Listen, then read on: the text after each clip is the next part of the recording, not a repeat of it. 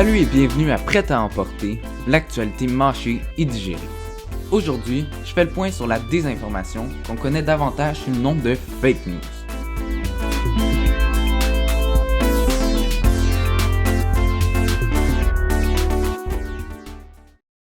Pour commencer, c'est quoi exactement la désinformation? En gros, c'est quand une personne publie une fausse information dans l'objectif de tromper les gens. La plupart du temps, il y a une dimension plus ou moins politique aux fake news, mais il arrive que des gens publient des fake news simplement pour devenir populaires ou pour faire rire les gens. Les fake news peuvent prendre plusieurs formes. D'abord, il y a les fausses nouvelles prenant la forme de vrais articles de journaux. Les deux plus grands organismes publiant des nouvelles de cette catégorie-là, soit le World News Daily Report et mondialisation.ca, sont hébergés par des serveurs québécois. Et chaque jour, ils inventent des milliers de faux articles dans le but d'obtenir le plus de clics possible et de diffuser une opinion politique. Et parfois, certains articles réussissent à atteindre un très large public, comme le faux article intitulé « L'État islamique appelle les musulmans à voter pour Hillary Clinton », qui s'est classé comme le 10e fake news le plus lu dans le monde en 2016. Sauf qu'au Québec, c'est une minorité de la désinformation qui se fait de cette façon-là, puisque les grands producteurs québécois de fake news préfèrent générer des nouvelles qui s'adressent au monde entier, plutôt qu'aux Québécois qui constituent un petit bassin de population. Ensuite, il y a la désinformation sur les réseaux sociaux. Les réseaux sociaux, c'est l'endroit idéal où publier une fausse nouvelle, parce que les gens prennent pas la peine de vérifier si l'information est fiable, et si les fausses nouvelles sont impressionnantes et percutantes, elles vont ensuite être partagées par d'autres utilisateurs et sur les pages de contenu viral, ce qui permet aux créateurs de fake news de rejoindre vraiment beaucoup de gens. Par exemple, Kevin Roy, un blogueur québécois, a créé une fausse nouvelle en 2015 en disant qu'une pétition circulait contre le permis de conduire gratuit pour les immigrants, ce qui est complètement absurde, mais ça lui a quand même permis d'avancer 150 000 abonnés Facebook en quelques jours. Et ça, c'est juste un exemple parmi des milliers de fausses nouvelles qui connaissent un immense succès sur Facebook et autres. Bon, faut avouer que le cas de Kevin Roy est assez exceptionnel parce que la majorité des comptes qui publient des fake news ont moins de 10 000 abonnés. Donc, je vous rassure en vous disant que les fausses nouvelles ont beaucoup moins de visibilité que les vraies nouvelles publiées par les médias québécois qui possèdent entre 400 000 et 600 000 abonnés sur les différents réseaux sociaux. Finalement, la désinformation peut aussi prendre la forme de conspiration. On entend souvent parler des fameuses théories du complot, sauf qu'on les prend rarement au sérieux. Parce que bon, qui va croire que la COVID-19 est un mensonge imaginé par Bill Gates pour nous insérer des puces grâce au vaccin? Mais croyez-le ou non, les experts estiment qu'entre 15 et 25% des Québécois croient aux conspirations. Et ça, c'est juste au Québec, alors qu'aux États-Unis, des mouvements comme QAnon connaissent déjà un énorme succès. Et maintenant, on en parle avec Victor Riendo et Thomas Boudreau. Bonjour. Salut Laurent, salut Tom. Vous allez bien? Bonjour Victor. Oh ouais. Super. Je vais commencer avec une première question. Depuis quelques temps, la désinformation connaît un important succès grâce aux réseaux sociaux où tout le monde est libre de publier ce qu'il pense.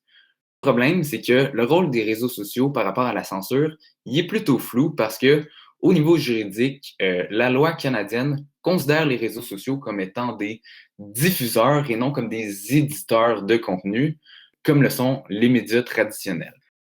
Est-ce que vous pensez que cette perception-là des réseaux sociaux est juste ou est-ce qu'on devrait aussi les considérer comme des éditeurs de contenu?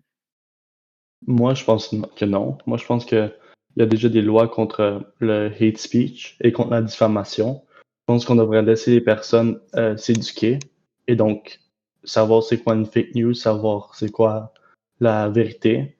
Et donc, si quelqu'un ne croit pas en ton opinion, ne devrait pas être censuré. En tout cas, s'il y a des regroupements même d'extrême gauche et d'extrême droite, même à ça, c'est leur opinion, ils font ce qu'ils veulent. Tant qu'il y a pas de violence, ils devraient faire ce qu'ils veulent. Je suis d'accord avec toi, mais le problème, puis c'est ce qui se passe souvent, c'est quand une fausse information influence l'opinion de genre plein d'autres personnes. Puis c'est ça qui arrive en ce moment. Donc c'est là que ça crée un problème. Donc c'est pour ça qu'il faudrait peut-être que les normes changent pour les réseaux sociaux. Prochaine question. Le fait que les mouvements d'extrême droite comme QAnon se retrouvent sur des plateformes moins populaires à cause de la censure des grands réseaux sociaux, est-ce que c'est, selon vous, une bonne chose? Personnellement, je pense que non. Je pense que si ça se retrouve sur on peut dire des sites moins populaires, je pense que ça fait le sentiment d'une communauté. Tandis que si tu vas sur Twitter, tu vas recevoir beaucoup de haine, d'opinions contraires à la tienne. Tandis que si tu vas sur ton petit site marginal, donc ça va être beaucoup plus des personnes de ton côté, de ton opinion qui va se retrouver là, et donc tu vas te faire encourager à avoir ton opinion. Donc, dans le fond, c'est réconfortant, c'est un sentiment d'unité. C'est ça, sans plaît ça. Je pense que les gens qui vont sur des réseaux sociaux isolés pour avoir une communauté qui ont la même pensée qu'eux, ben, je trouve qu'ils tombent dans un cercle vicieux parce qu'en fait, ils vont juste côtoyer des gens qui ont la même opinion, puis ils vont avoir une fermeture d'esprit qui peut... Ouais. Dans le fond, une fermeture d'esprit qui va faire qu'ils vont être encore plus extrêmes de leur mouvement. Parce que ben, s'ils sont exposés à plus de théories douteuses, de conspiration ou peu importe, ils vont être encore plus convaincus par leur cause. Mais la question avec ça, c'est est-ce qu'on peut, dans le fond, modérer leur argument? Par exemple, Twitter a déjà ban beaucoup de personnes de QAnon, mais par exemple, si on les laisserait, on pourrait un peu voir dans quoi ils pensent Ouais. et donc réagir et, dans le fond, informer le public. Mais c'est pour ça que moi, sur ce sujet, j'ai pas vraiment d'opinion parce que je trouve que les deux cas apportent des avantages et des inconvénients. Ouais. OK.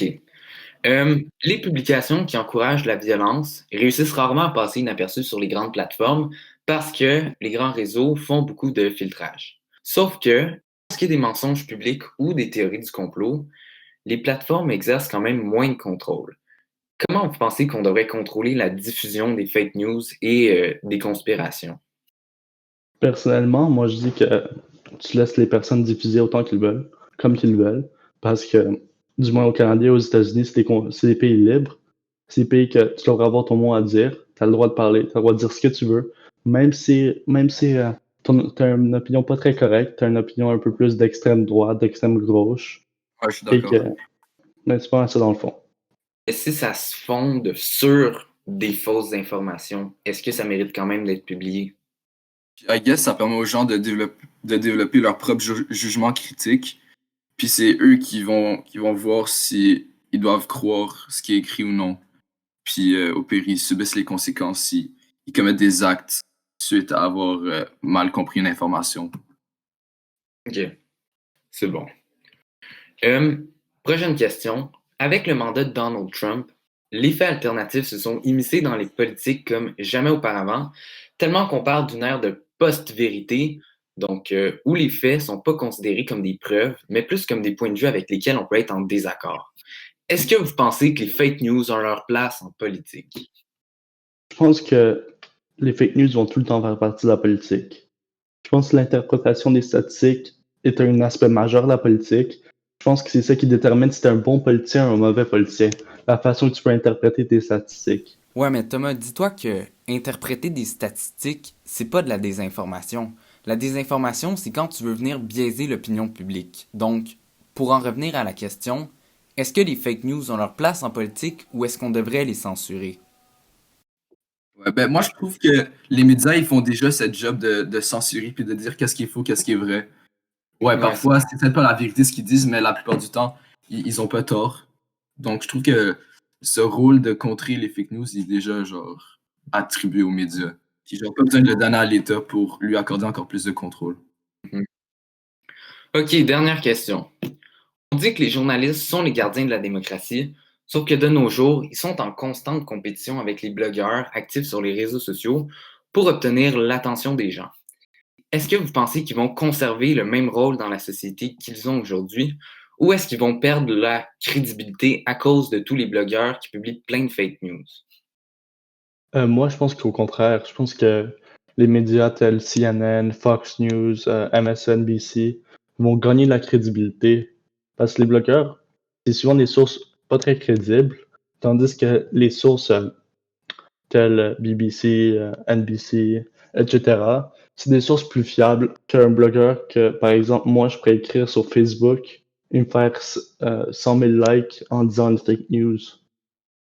Donc, les journalistes ils ont un contrat d'éthique. Ça voulant dire qu'ils doivent publier la vérité, ce qu'ils pensent être la vérité. C'est bien vrai.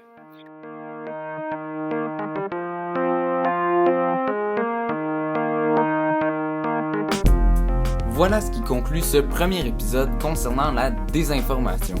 Merci beaucoup les gars d'être venus. Ça fait plaisir d'être venu. Merci Laurent, à bientôt.